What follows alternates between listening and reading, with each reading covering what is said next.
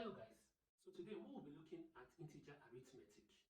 And integer arithmetic, as we know, is an arithmetic performed in whole numbers with the operational signs. These are positive, negative and zero numbers, and there are some rules guiding it. So let's get to know more about it.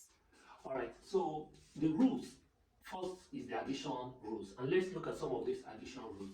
The first one is when we have a plus, a plus. Alright, the answer always used to be a plus. In the scenario when we have 2 plus 2, the answer is 4. Remember that these two, any number, there's always a positive sign in front of it when there is no any sign directly in front of it.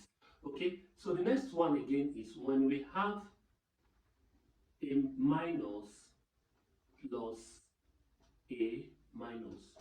What do we normally do? We add the two digits and give it a minus sign.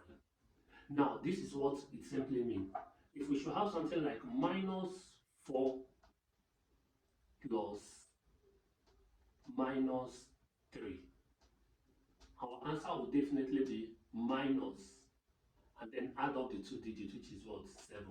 The reason being that plus times minus is what? Minus. So minus 4 minus 3 is minus 7. So that is the rule. Now the third rule here is minus plus plus. Now this is tricky.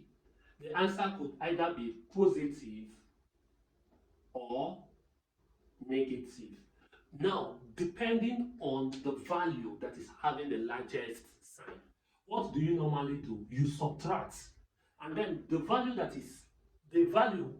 is larger, you take its sign.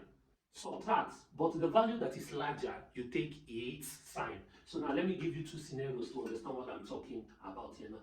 If we should have something like minus 7 plus, let me say plus 4. Now the rule states that subtract. So I will do 7 minus 4. What is 7 minus 4? 3. Now I will not look at 4 and 7. Which of them has the largest number? 7 is larger than 4. Now I'm therefore going to take the sign of 7 and I will put it here. So the answer becomes minus 3. The same thing occurs maybe if I should have minus 8 plus 10. Remember, there's always a plus, so far it's in the bracket. Now, the rule states that first of all, you subtract.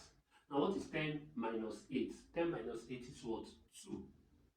Now, I'll look at 10 and look at 8. Which is larger? 10 is larger than 8.